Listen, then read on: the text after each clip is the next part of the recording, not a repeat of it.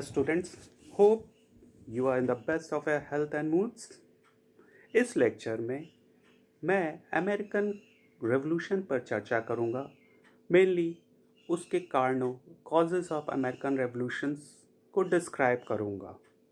The credit of making democracy popular in the world goes only to the Great War of American Independence.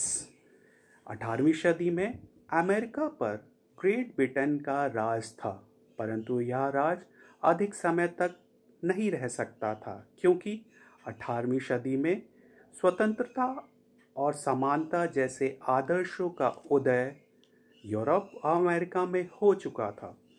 1775 से 1783 तक में कुछ ऐसी घटनाएं घटी और कुछ नए विचारों का उदय हुआ जिसने एक नए राष्ट्र को जन्म दिया.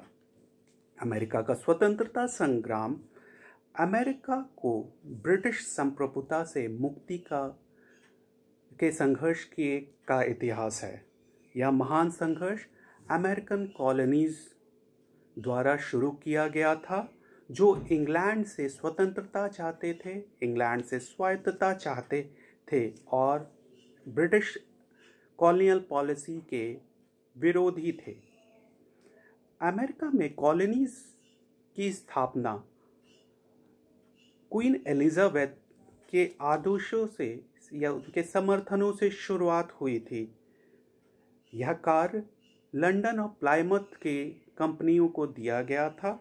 अमेरिका में प्रथम उपनिवेश फर्स्ट कॉलोनी जेम्स टाउन था जो 1607 में स्थापित हुआ. यह वर्जीनिया प्रांत में था. इसकी स्थापना किंग जेम्स I के आदेशों द्वारा हुआ था. 1775 तक अमेरिका में 13 कॉलोनीज थे और अमेरिकन पॉपुलेशन मोस्टली ब्रिटिश थी. 90% पॉपुलेशन ब्रिटिश पीपल से की थी. 10% पॉपुलेशन डच, जर्मन्स, फ्रेंच एवं पोर्चुगीज थे. इन कॉलोनीज द्वारा ब्रिटिश संप्रभुता के विरोध में जो क्रांति हुई उसे अमेरिकन वॉर ऑफ इंडिपेंडेंस कहा गया है, अमेरिका की क्रांति. इनकी कारणों की चर्चा करते हैं. It would never be expected that American colonies would remain forever under the subjugation of Britain, but around 1776 certain events took place and culminated into revolution. America में क्रांति की शुरुआत ब्रिटिश कठोर नीति के विरोध में शुरू हुई, परंतु अमेरिकन स्वतंत्रता संग्राम के आर्थिक, धार्मिक, सामाजिक एवं राजनीतिक कारण थे. अब उनके कारणों की विस्तार पूर्वक चर्चा करते हैं. फर्स्ट कारण की चर्चा करते हैं. जो कारण था आइडियाज एंड प्रिंसिपल, विचार एवं सिद्धांत. क्रांति का एक प्रमुख कारण विचारों और सिद्धांतों का संघर्ष था जो इंग्लैंड और अमेरिकन कॉलोनिस्ट, अमेरिका के उपनिवेश में रहने वाले लोगों दोनों को ही प्रिय था. कॉलोनिस्ट यह नहीं चाहते थे कि वो अपनी मातृभूमि इंग्लैंड से राजनीतिक संबंध समाप्त कर दे, परंतु वह यह भी नहीं चाहते थे कि उनका आर्थिक लाभ के लिए शोषण होता रहे. वे समानता और स्वायत्तता की मांग कर रहे थे. उत्तरी अमेरिका के व्यवसायी इंग्लैंड द्वारा व्यापार पर नियंत्रण के विरोधी थे, जबकि दक्षिण अमेरिका के कृषक इंग्लिश मनी लेंडर्स अंग्रेजी साहूकारों के कर्ज में डूबे हुए थे. उन्हें यह विश्वास था कि इंग्लैंड से संबंध समाप्त होने से उनका कर्ज भी समाप्त हो जाएगा. दूसरी तरफ England was following its mercantilistic policy. अपनी वाणिज्यिक नीति का विस्तार कर रही थी अमेरिकन कॉलोनीज में इंग्लैंड, और उस पर अनेक प्रतिबंध लगा रखे थे अमेरिका पर। वाणिज्यवाद के साथ साथ इंग्लैंड और अमेरिका की मनोदृष्टि और एवं विचारों में मतभेद था। इंग्लैंड में सभी यह आम सिद्धांत पर विश्वास करते थे कि इंग्लैंड की संसद का कोई विरोध नहीं कर सकता है, जबकि अमेरिकन कॉलोनिस्ट इसके विरोधी थे। वह नहीं चाहते थे कि ब्रिटिश संसद उन पर नियंत्रण स्थापित करे। वे ब्रिटिश सम्राट के से प्रत्यक्ष संबंध के पक्ष में थे। उन्हें यह लगता था कि ब्रिटिश सरकार उन पे नियंत्रण स्थापित करना चाहती है, ब्रिटिश संसद उस पर नियंत्रण स्थापित करना चाहते हैं, परंतु वे इसके विरोधी थे। उन्हें यह था कि अगर सम्राट को धन की आवश्यकता है तो अमेरिकन कॉलोनी से ग्रांट के रूप में ले सकता है, परंतु वह ब्रिटिश संसद द्वारा लगाए गए कर के विरोधी थे। ब्रिटिश संसद अमेरिका में हो रहे खर्चों एवं 7 Years वॉर के आर्थिक मंदी से उभरने के लिए कई कर अमेरिका पे लगाए, न्यू टैक्सेस अमेरिका पर लगाए।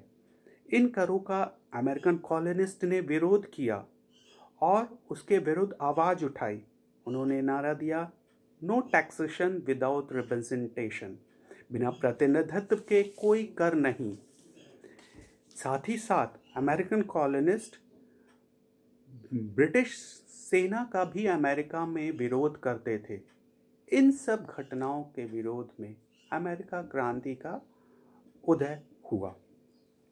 अगले कारण पे आते हैं। अमेरिका में ब्रिटिश सरकार का नाम मात्र को हस्तक्षेप था। अमेरिकन कॉलोनीज की स्थापना से ही वहाँ ब्रिटिश गवर्नमेंट ना के नेग्लिजिबल गवर्नेंस करना चाहती थी। वहाँ पे जो ब्रिटिश सरकार का हस्तक्षेप नाम मात्र को था, परंतु जॉर्ज III के शासनकाल में जब यह कठोरता से ब्रिटिश संसद नए कर लगा के या अपने कानून लागू करवाने का प्रयास किया अमेरिका में, तो क्रांति का जन्म हुआ। अगले कारण पे आते हैं। कॉलोनीज़ में, अमेरिकन कॉलोनीज़ में इंग्लैंड के प्रति कोई स्नेह नहीं था। स्नेह का कोई सहानुभूति नहीं थी, कोई स्नेह नहीं था। मोस्ट पीपल जो अमेरिका में निवास करते थे, इनमें इंग्लैंड के प्रति कोई स्नेह नहीं था। इसके कई कारण थे। फर्स्ट ऑफ ऑल तो बहुत संख्या में लोग जो धार्मिक रूप से प्रताड़ित किए गए थे इंग्लैंड में, वह अमेरिकन कॉलोनीज में जाके बस गए थे। ऐसे प्रताड़ित जनता के संतानों से इंग्लैंड के प्रति सहानुभूति की आशा रखना गलत होगा, इसलिए इनके संतान इंग्लैंड के प्रति कोई स्नेह का भाव नहीं था। फिर इंग्लैंड से जो क्रिमिनल्स होते थे उसको अमेरिकन कॉलोनीज में डिपोर्ट कर दिया जाता था, निर्वासित कर दिया जाता था। इन क्रिमिनल्स के प्रोजनी से, इनके संतानों से इंग्लैंड के प्रति सहानुभूति की आशा रखना या आशा नहीं किया जा सकता है। साथ ही साथ अमेरिकन कॉलोनीज में इंग्लैंड के अलावा कई यूरोपीय देशों के नागरिक लोग वहाँ जाके बस गए थे। ये हेट्रोजेनस पॉपुलेशन जो अमेरिका में थी, उससे इंग्लैंड के प्रति सहानुभूति, उसमें इंग्लैंड के प्रति सहानुभूति नहीं हो सकती थी। फिर इंग्लैंड और अमेरिका के लोगों में धार्मिक भिन्नता भी थी। इंग्लैंड जो के लोग एंग्लिकन चर्च पे विश्वास रखते थे, जबकि अमेरिकन मोस्टली प्यूरिटन से। धार्मिक भिन्नता भी इंग्लैंड के प्रति लगाव न होने का कारण था। अमेरिका में क्लास डिफरेंस एरिस्टोक्रेसी नहीं था, वहाँ इक्वालिटी, समानता की भावना थी, जबकि इंग्लैंड में क्लास डिफरेंसेस था। और अमेरिकन जो एरिस्टोक्रेट्स होता था still dominated the society in England. America में ऐसा नहीं था, वहाँ इक्वालिटी, समानता की भावना थी। इन सब कारणों से इंग्लैंड के प्रति अमेरिकन कॉलोनीज में कोई लगाव नहीं था। नेक्स्ट कारण पे आते हैं, जो एक महत्वपूर्ण कारण था, डेवलपमेंट ऑफ इंटेलेक्चुअल अवेयरनेस, बौद्धिक जागरूकता का उदय। जीवन की स्थिरता ने बौद्धिक जागरूकता लाई, वहाँ शिक्षा का प्रसार हुआ, पत्रकारिता, जर्नलिज्म का विस्तार हुआ और साथ ही साथ बौद्धिक जागरूकता आई। पेंसिल्वेनिया शिक्षा के क्षेत्र में प्रमुख था, जहां शिक्षण संस्थाओं की स्थापना क्वेकर्स नामक धार्मिक संगठन ने के तत्वाधान में किया गया था। यह चर्च के आदेश के अनुसार चर्च के अधीन कार्य करता था क्वेकर्स संगठन। 1636 में हार्वर्ड कॉलेज की स्थापना हुई। फिर 1693 में विलियम एंड मेरी कॉलेज, जो वर्जीनिया में था, प्रमुख शिक्षा का केंद्र बना। इंडिविजुअल एफर्ट्स ने भी शिक्षा के प्रसार में महत्वपूर्ण योगदान दिया। फॉर एग्जाम्पल, बेंजामिन फ्रैंकलिन ने एक फिलोसफिकल सेंटर की स्थापना की थी। ये philosophical centre American philosophical society नाम से प्रसिद्ध हुआ। बुक्स अभी भी अमेरिका में मोस्टली यूरोप से इंपोर्ट होके आती थी। फर्स्ट प्रिंटिंग प्रेस की स्थापना अमेरिका के कैम्ब्रिज शहर में 17वीं सदी के अंत में हुआ। बोस्टन न्यूज़ लेटर प्रथम समाचार पत्र था जो बोस्टन से प्रकाशित होता था। यह न्यूज़पेपर स्पष्टवादी था एवं क्रांति की शुरुआत तक प्रकाशित होता रहा। 1719 में अमेरिकन मर्करी और 1725 में न्यूयॉर्क गज़ेट का भी प्रकाशन प्रारंभ हुआ। 1765 तक लगभग 25 डिफरेंट न्यूज़पेपर्स अमेरिका में सर्कुलेशन में थे। शिक्षा एवं पत्रकारिता ने जीवन के प्रति एक नवीन दृष्टिकोण और अमेरिकन कॉलोनीज में राष्ट्रीयता का प्रसार किया। थॉमस पेन ने अपनी पुस्तक कॉमन सेंस में लिखा कि लोगों के अंदर राष्ट्रभक्ति की भावना को प्रज्वलित किया। इस पुस्तक में यह जोर दिया गया था कि अमेरिका को अपने अधिकारों की रक्षा के लिए इंग्लैंड से संबंध को समाप्त कर देना चाहिए। थॉमस पेन ने द अमेरिकन क्राइसिस नामक मैगजीन में अपने कई आर्टिकल्स लिखे। 1765 से लेके 1755 से 1783 के बीच में ऐसे कई लेख थॉमस पेन ने प्रकाशित किया और उसमें अमेरिका में राष्ट्रभक्ति एवं एक तार्किक विचारधाराओं पे बल दिया गया। James Otis, Patrick Henry, Samuel Adams जैसे अमेरिकन्स ने अमेरिका में राष्ट्रभक्ति की भावना का प्रसार किया। अमेरिका में राष्ट्रीय जागृति आई। पैट्रिक हेनरी एक ऊर्जावान नवयुवक था जिसने युवाओं में राष्ट्रीयता की भावनाओं का उदय किया। युवक उससे बहुत इंस्पायर्ड थे। सैमुअल एडम्स ने तो निश्चय किया था कि वो ब्रिटिश क्रूअल पॉलिसी से बदला लेगा और क्रांति की ज्वाला भड़काने में सैमुअल एडम्स का बहुत बड़ा हाथ था। उसने जनता को स्वतंत्रता संग्राम के लिए प्रेरित किया। अब अगले कारण की चर्चा करते हैं। अमेरिका और इंग्लैंड के दृष्टिकोणों में भिन्नता थी। इंग्लैंड और अमेरिका का दृष्टिकोण अलग अलग था। इंग्लैंड के लोग कुलीन राजतंत्र के पर विश्वास रखते थे, जबकि अमेरिका लोकतंत्र का समर्थक था। Therefore, इंग्लिश गवर्नमेंट जब उस पर कर लगाया, इंग्लिश गवर्नमेंट में उस पर कर लगाया, तो अमेरिकन्स ने उसका विरोध किया। इन विचारों की और दृष्टिकोणों की भिन्नता ने भी अमेरिका क्रांति को जन्म दिया। नेक्स्ट कारण की चर्चा करते हैं। असंतोष शासन प्रणाली, जो इनएफिशिएंट एडमिनिस्ट्रेशन जो था अमेरिका में, वो भी अमेरिका क्रांति को उसने भी अमेरिकन क्रांति को जन्म दिया। उपनिवेशों में जो शासन प्रणाली थी काफ़ी दोषपूर्ण थी। वहाँ की कार्यकारिणी और व्यवस्थापिका सभा में निरंतर संघर्ष हुआ करता था। काउंसिल के सदस्य राजा द्वारा मनोनीत होते थे। व्यवस्थापिका सभा के सदस्य जनता द्वारा निर्वाचित होते थे। काउंसिल के सदस्य सम्राट के प्रति और व्यवस्थापिका सभा के सदस्य जनता के प्रति उत्तरदायी थे। गवर्नर जनरल को सभा के कानून को रद्द करने का अधिकार था।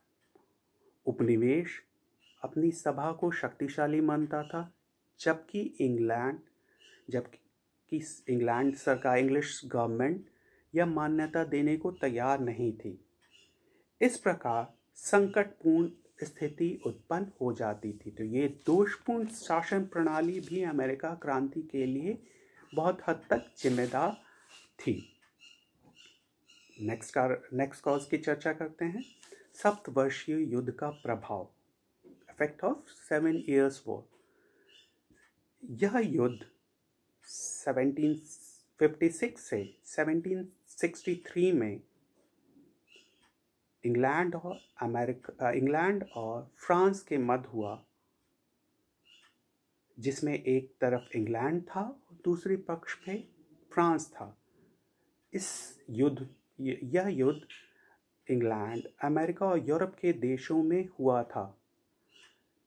इस युद्ध में अमेरिकन कॉलोनिस्ट ने इंग्लैंड के कोई मदद नहीं की थी।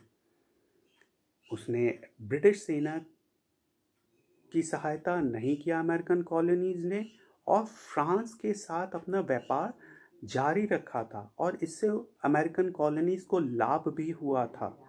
अमेरिकन ने मौके का लाभ उठाकर अपने उद्योगों का विस्तार किया, अपने उद्योग को विकसित किया। अमेरिकन जो पीजेंट्स थे, अमेरिका के कृषक, वो ज़्यादा फ्रांस के साथ व्यापार करके अपने उत्पादों के बिक्री से अधिक लाभ कमा रहे थे। युद्ध की समाप्ति पर उन्हें यह लगा कि यह लाभ समाप्त हो जाएगा, यह लाभ उनको अब नहीं होगा, इसलिए वह कोई दूसरा तरीका खोजने लगे। 7 Years वॉर के एंड में कनाडा पर इंग्लैंड का अधिकार हो गया, और फ्रांस के भय से अमेरिका के लोग, उनके अंदर से यह भय निकल गया कि फ्रांस की तरफ से कोई भय नहीं रहा। विदेशी शत्रु से मुक्ति पाने के बाद वह अपने अधिकारों के प्रति जागृत होते गए, और ये जागृति अपने अधिकारों के प्रति स्वाभाविक ही था। युद्ध का परिणाम यह भी हुआ कि कॉलोनिस्ट यह समझ गए कि किस प्रकार सामूहिक प्रयास और अपने रिसोर्सेज से युद्ध किया जा सकता है, और उसमें जीत भी हासिल की जा सकती है। तो 7 Years वॉर का भी प्रभाव था कि अमेरिका में क्रांति हुई। जो मोस्ट इम्पॉर्टेंट कॉजेस की तरफ अब बढ़ते हैं, इम्पॉर्टेंट कारण थे। अब अमेरिका का शोषण कर रहा था इंग्लैंड, कॉलोनीज का आर्थिक शोषण एक कारण बना अमेरिकन क्रांति का।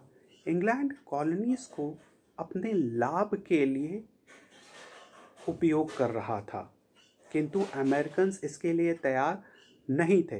अमेरिकन्स अपने व्यापार का विस्तार करना चाहते थे और उद्योगी की स्थापना करना चाहते थे, परंतु ब्रिटिश सरकार ने बहुत से ऐसे कानून बनाए और उपनिवेशों में लागू कराने का प्रयत्न किया जो अमेरिका कॉलोनीज के विरुद्ध थी। इस तरह इन कानूनों को 3 भागों में विभाजित किया जा सकता है। पहला नेविगेशन एक्ट, दूसरा ट्रेडिंग रेगुलेशंस और तीसरा इंडस्ट्रियल रेगुलेशंस। पहले नेविगेशंस एक्ट की चर्चा करते हैं। 1651 के नेविगेशन लॉज ने यह अनिवार्य कर दिया कि जितने बिजनेस ऑपरेशंस कॉलोनीज में हो रहे हैं वह इंग्लिश, आयरिश या कॉलोनियल जहाज़ों के द्वारा, उनके शिप्स द्वारा ही हो। तो ये कानून ने बाध्य किया अमेरिकन को कि बिजनेस ऑपरेशन में इंग्लिश शिप का ही उपयोग किया जाए, उसका ही यूज़ किया जाए। इससे इंग्लिश शिपिंग कंपनीज को फ़ायदा हुआ। दूसरा नेविगेशन एक्ट 1663 में पास किया गया। यह भी अंग्रेजी व्यापारियों एवं व्यापारिक जहाज़ों के लिए लाभकारी था। दूसरा चर्चा करते हैं ट्रेडिंग रेगुलेशंस की। इस ट्रेडिंग रेगुलेशंस के द्वारा नियम बनाए गए, जैसे अमेरिका के कुछ उत्पादों को, जैसे rice, tobacco, iron, wood, untanned leather और मैरीन प्रोडक्ट्स को अमेरिकन कॉलोनीज इंग्लैंड को ही निर्यात कर सकती है। ट्रेडिंग रेगुलेशंस के द्वारा इन उत्पादों का निर्यात अमेरिकन कॉलोनी से बस इंग्लैंड को किया जा सकता था। अमेरिकन कॉलोनीज इन उत्पादों को फ्रेंच या डच ट्रेडिंग कंपनीज को नहीं बेच सकती थी, जो इनको अधिक मुनाफा दे सकते थे। यह बाध्यता के कारण लाभ इंग्लैंड को हो रहा था। अमेरिकन कॉलोनीज इन रेगुलेशंस के विरोधी थे। अब चर्चा करते हैं इंडस्ट्रियल रेगुलेशंस की। कुछ उद्योगों को अमेरिका में प्रतिबंध लगा दिया गया था, जैसे वुलन गुड्स हो गए। इसका विस्तार अमेरिका में नहीं किया जा सकता था। 1772 में export of finished and semi finished hats पर प्रतिबंध लगा दिया गया। आयरन फैक्ट्रीज को अमेरिका में स्थापित नहीं किया जा सकता था। इन नियमों को कड़ाई से लागू नहीं किया जाता था। कानून तो बनाए गए थे इंग्लैंड द्वारा, परंतु अमेरिका में उसको कड़ाई से लागू नहीं किया जाता था। परंतु जॉर्ज III के शासनकाल में जब ये नियम और कानून कड़ाई से, कठोरता से उनका इम्प्लीमेंटेशन शुरू हुआ अमेरिका में, तो स्वाभाविक ही था उसका विरोध हो, और यह विरोध एक क्रांति में परिवर्तित हो गया। नेक्स्ट आते हैं जो कॉलोनीज के विरुद्ध जो कठोर पॉलिसीज़ बनी, उनमें सबसे पहले ग्रीनविल की टैक्सेस हैं। ग्रीनविल इंग्लैंड का प्रधानमंत्री था। उसने 4 ऐसे आपत्तिजनक कार्य किए, 4 ऐसे नियम लेके आए जिसमें अमेरिका में तीव्र विरोध हुआ। ग्रीनविल ने फर्स्ट ऑफ ऑल चोर बाजारी को रोकने के लिए या स्मगलिंग को रोकने के लिए एक एडमिरल कोर्ट की स्थापना की। यह एडमिरल कोर्ट्स ने वहाँ के गवर्नर जनरल को आदेश जारी किया, इंग्लैंड की सरकार ने आदेश जारी किया कि सभी नियम एवं कानूनों को कठोरता से लागू किया जाए। फिर ग्रीनविल ने 4 रेगुलेशंस बनाए, 4 नियम बनाए, जिसका विरोध अमेरिका में होना शुरू हुआ। ये 4 नियम थे। पहले नियम की चर्चा करते हैं, करेंसी एक्ट। करेंसी एक्ट के थ्रू अमेरिकन पेपर करेंसी को बैन कर दिया गया बिजनेस ट्रांजैक्शन के लिए, ताकि इन बिजनेस ट्रांजैक्शंस में इंग्लिश करेंसी, अंग्रेजी मुद्रा ही चलन में रहे। यानी अमेरिकन करेंसी को बैन किया गया ताकि इंग्लिश करेंसी, ब्रिटिश मुद्रा का चलन बढ़े। ग्रेनविले ने जो दूसरा नियम बनाया वो था क्वार्टरिंग एक्ट। इस क्वार्टरिंग एक्ट के थ्रू ग्रेनविले ने एक छोटी सी सेना अमेरिका में रखने की घोषणा की, जिसके खर्च का 1/3 उपनिवेश निवासी कॉलोनीज के लोगों को देने को कहा गया।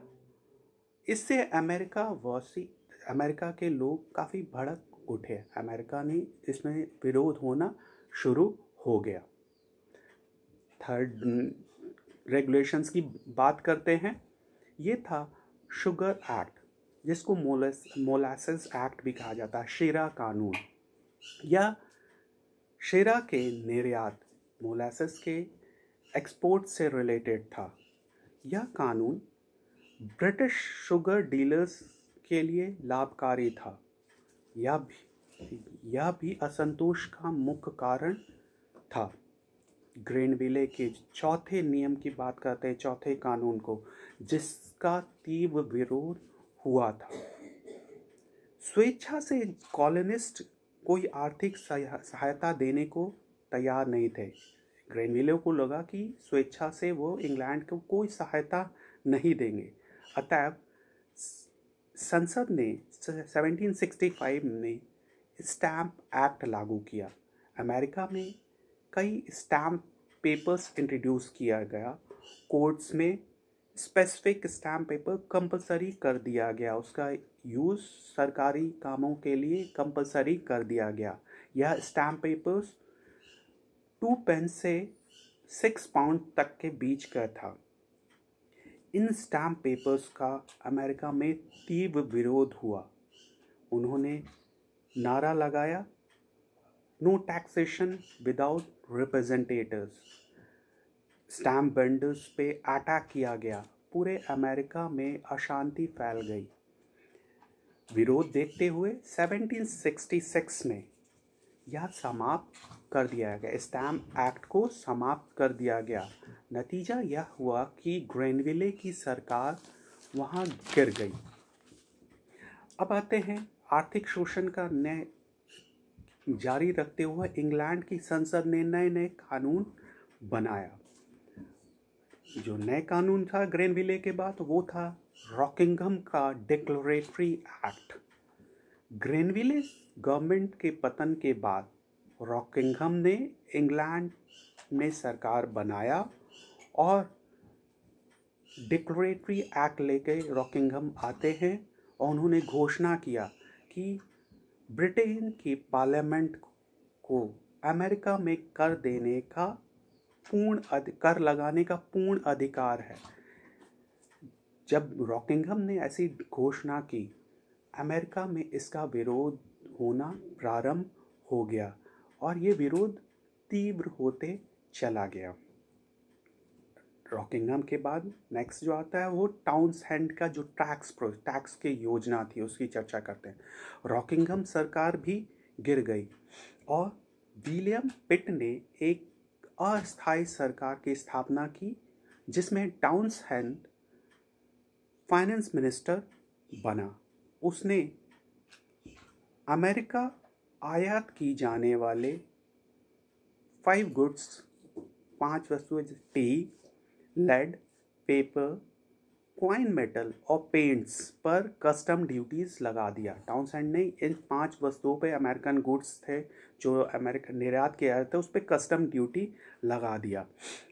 ब्रिटिश ऑफिसर्स ने कठोर कदम उठाए। ब्रिटिश लॉज का अमेरिका में विरोध होने लगा। इवन ब्रिटिश ट्रेडर्स इससे नाराज थे। वो इंग्लैंड में भी इस कस्टम ड्यूटी का विरोध हुआ। डचिंसन जैसे विद्वान थे, उन्होंने तो बोला कि this was against British practices. जब विरोध देखते हुए इसको वापस टाउनसेंड को अपने कदम वापस, अपने कस्टम ड्यूटीज़ को वापस लेना पड़ा 1770 में। अब आते हैं अगले कारण के, जो कि तात्कालिक कारण था। जब ये सब कानूनों को विस्तार पूर्वक कठोरता से लगाया गया तो अमेरिका में विरोध होता चला गया।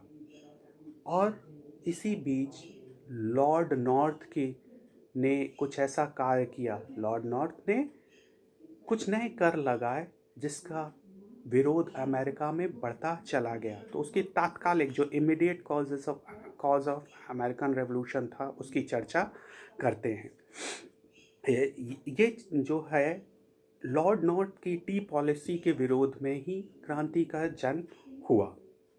ईस्ट इंडिया कंपनी के इंडिया और अमेरिका के गोडाउन्स में टी का सरप्लस स्टॉक था, चाय का सरप्लस स्टॉक था ईस्ट इंडिया कंपनी के गोडाउन्स में।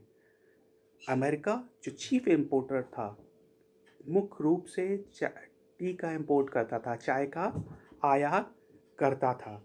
वहाँ उसने आयात करने पे रोक दिया था, जिससे चाय के प्राइस में बढ़ोतरी हुआ था। चाय का दाम बढ़ गया था आयात बंद हो जाने पे।